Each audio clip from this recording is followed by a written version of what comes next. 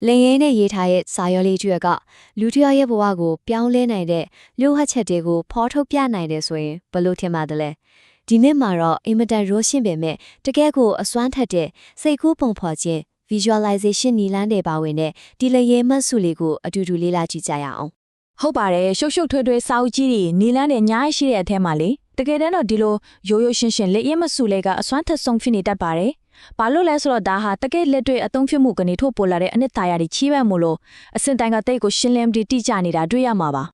ကဲဒီတော့မေးစရာရှိတာကလေရင်နဲ့ချင်းရေးထားတဲ့ဒီအစစ်လေးတွေကလူတယောက်ရဲ့လက်တွေ့ဘဝကိုတကယ်ပဲပြောင်းလဲပေးနိုင်စွမ်းရှိရလားဆိုတာပါပဲအဖေကိုရှားဖို့ဒီမဆွေရဲ့ပထမဆုံးအကြံပြုချက်ကိုအတူတူကြည့်လိုက်ကြအောင်ဆိုတော့ပထမဆုံးအပိုင်းကတော့အခြေခံအကြောင်းဟုံးတဲ့အရေးကြီးဆုံးအဆင့်စိတ်ကိုပြင်ဆင်ခြင်းပါပဲဒါကအကားမမောင်းပင်အင်ဂျင်ကိုရင်တွေးရတယ်လို့ပါပဲကျွန်တော်ရဲ့စိတ်ကိုတည်ငြိမ်ပြီးလက်ခံနိုင်တဲ့အခြေအနေတစ်ခုကိုမရောက်ဘဲနဲ့ထိရောက်တဲ့စိတ်ကူးပုံဖော်မှုကိုလုပ်လို့မရပါဘူးဒါဟာအရာအလုံးရဲ့အခြေခံအုံးမြစ်ပဲပေါ့ဒီမျက်စုလေးကပကံအားဆုံးလမ်းညွှန်ချက်ကတော့စိတ်ကိုအပြည့်အဝဖြည့်ရှော့ဖို့ပါပဲကဲမျက်လုံးတွေကိုမိတ်လိုက်ပါပြီးရင်ဒီရိုးရှင်းတဲ့အသက်ရှူလေးခြင်းခန့်ကိုယုံကြည်ပါ၄စက္ကန့်အသက်ရှူသွင်း၄စက္ကန့်အောင်ထားပြီးရင်၄စက္ကန့်နဲ့ဖြည်းဖြည်းချင်းပြန်ရှူထုတ်ဒီလိုရှိကြကြအသက်ရှူလိုက်တာကကျွန်တော်တို့ရဲ့အာယုံကြောစနစ်ကိုတည်ငြိမ်စေပြီးခနာကိုယ်တစ်ခုလုံးကိုနက်နက်ရှိုင်းရှိုင်းဖြည့်လျှော့ထားတဲ့ရှင်ကြီးကိုရောက်သွားစေပါတယ်အခုစိတ်နဲ့ခန္ဓာကအပြည့်အဝတည်ငြိမ်သွားပြီဆိုတော့ဒုတိယအဆင့်ကိုဆက်လန့်ဖို့အဆင်ဖြစ်ပါပြီအဲ့ဒါကတော့ရှင်းလင်းပြတ်သားတဲ့ပုံရိပ်တစ်ခုကိုတည်ဆောက်တာပါပဲလွတ်နေတဲ့ canvas ပေါ်မှာပန်းချီဆက်ဆွဲရမယ့်ပန်းချီဆရာတယောက်လိုပဲကျွန်တော်တို့ဘာကိုပုံဖော်ခြင်းလဲဆိုတာတိတိကျကျတည်ဖို့လိုပါတယ်ဒီမက်စုထဲကအဓိကအချက်တစ်ချက်ကတော့ကြည်လင်ပြတ်သားနေဖို့ပါပဲဒါကဘာနဲ့တူသလဲဆိုရင်လေ GPS မှာလိပ်စာအတိအကျမထဲပဲခရီးထွက်တာနဲ့တူပါတယ်ကိုပဲတွားချင်လဲဆိုလားတိတိကျကျမတိရင်ဦးနောက်ကလည်းကိုကိုအဲ့ဒီကိုရောက်အောင်ဘလို့မှလက်မြတ်ပေးနိုင်မှာမဟုတ်ပါဘူးဒါကြောင့်ရှင်းလင်းပြတ်သားမှုကအရာအလုံးရဲ့အစပါပဲ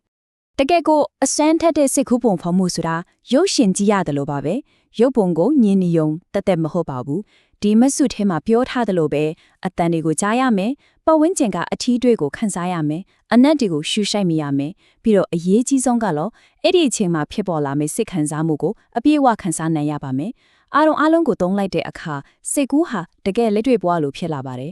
်အာယုံအားလုံးကိုအသွင်ပြုပြီးပြီဆိုရင်တော့အရေးကြီးဆုံးအဆင့်ကိုရောက်လာပါပြီအဲ့ဒါကတော့စိတ်ကူးရဲ့အဆင့်ကနေလက်တွေ့ခံစားမှုအဖြစ်ပြောင်းလဲပြီးဖို့ပါပဲ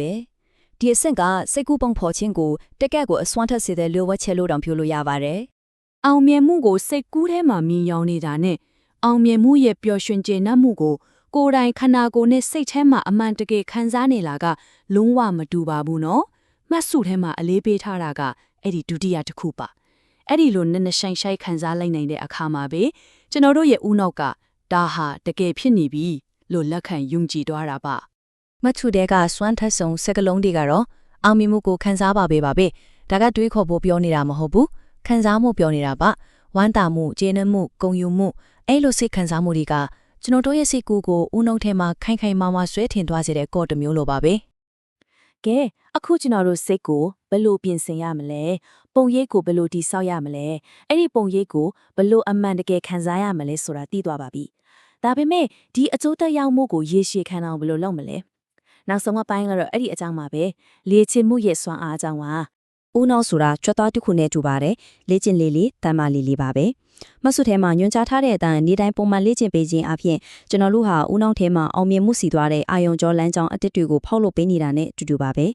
အစပိုင်းမှာခက်ခဲနိုင်ပေမဲ့ထက်ခါလုပ်တဲ့အခါအဲ့ဒီလမ်းကြောင်းပါအလိုအလျောက်ဖြစ်သွားပါလိမ့်မယ်ဒါပေမဲ့ဒီလေ့ကျင့်ခန်းကိုထိရောက်စေဖို့လက်ရစေမဲ့အရန်အရေးကြီးတဲ့စီးမင်းတစ်ခုရှိပါတယ်မဆုထဲမှာသတိပေးထားတာကစိတ်ဖိစီးနေခြင်းမှမလို့ရစတယ်ပါပဲစိတ်ဖိစီးမှုကတကောက်ပိတ်ထားသလိုပါပဲအပြုသဘောဆောင်တဲ့ပုံရိပ်တွေဝင်လာလို့မရအောင်တားဆီးထားပါတယ်ဒါကြောင့်ဒီလေ့ကျင့်ခန်းကိုစိတ်တည်ငြိမ်အေးချမ်းနေတဲ့အချိန်မှာပဲလှုပ်ဆောင်ဖို့သိအရေးကြီးပါတယ်နောက်ဆုံးမှာတော့ဒီမဆုလေးကကျွန်တော်တို့ကိုအစွမ်းထက်ဆုံးအမှန်တရားတစ်ခုနဲ့ထားခဲ့ပါတယ်လေ့ကျင့်ခြင်းဟာဦးနောက်အသက်ထခင်တော်တန်ဖြစ်တယ်